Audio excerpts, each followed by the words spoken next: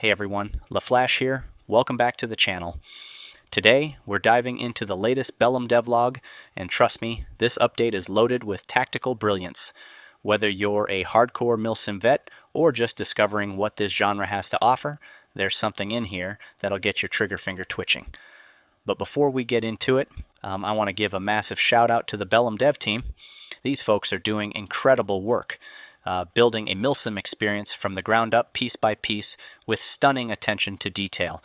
And leading the charge is none other than Karma Cut. If you followed him on YouTube, you already know he lives and breathes tactical gameplay. His passion and vision are clearly all over this project. And it's inspiring to see that energy turn into a game that's shaping up to be something truly special.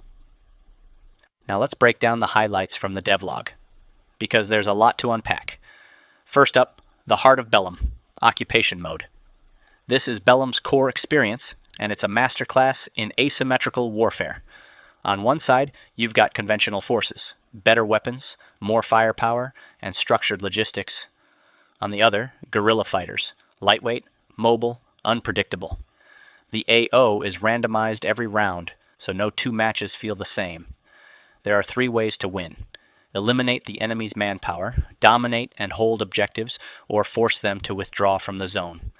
That kind of strategic flexibility opens the door to all kinds of tactics and playstyles.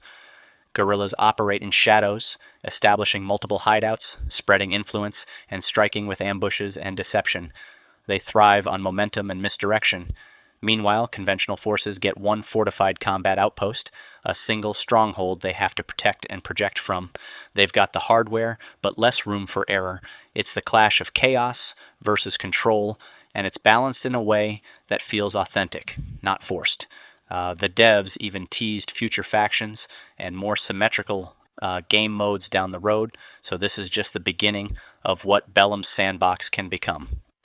Now let's talk mechanics, because this is where the Bellum dev team's commitment to realism really shines.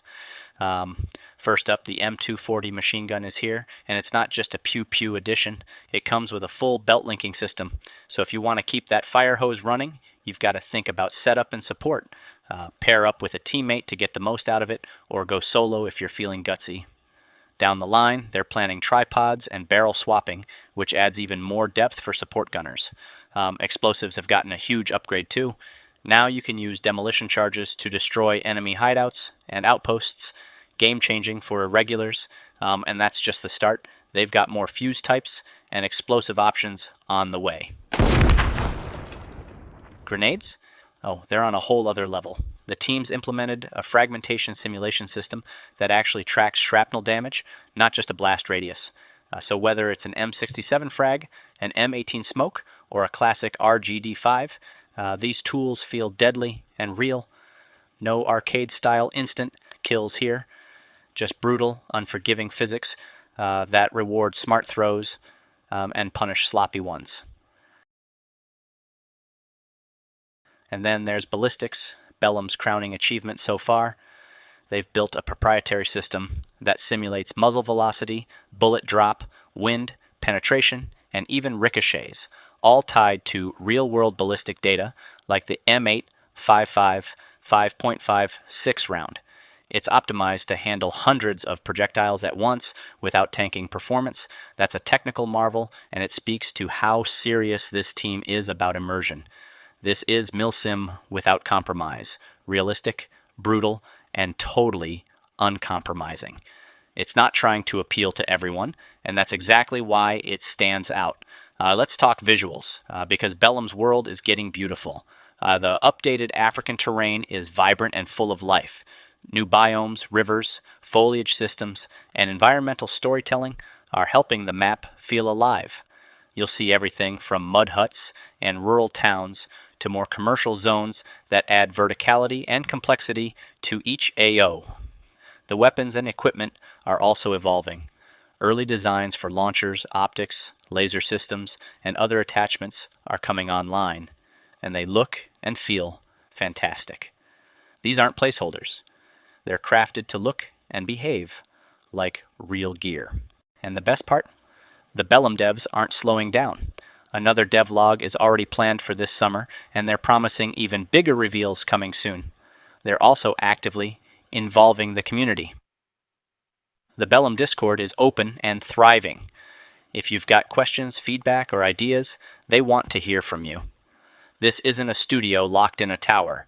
They're building Bellum with the player base in mind every step of the way. So there you have it. Bellum's latest update is packed with ambition, detail, and love for the Milsim genre. And honestly, it shows. Huge props again to Karma Cut and the entire dev team for bringing this vision to life. You can feel the passion in every mechanic, every system, every pixel. What are you most excited about? Is it the chaotic guerrilla tactics and occupation, the realism of the new Ballistics System, or those devastating explosive mechanics? Let me know in the comments. I want to hear your thoughts. If you enjoyed this breakdown, hit that like button, subscribe for more Bellum and Milsim coverage, and share it with your squad mates. More updates are coming.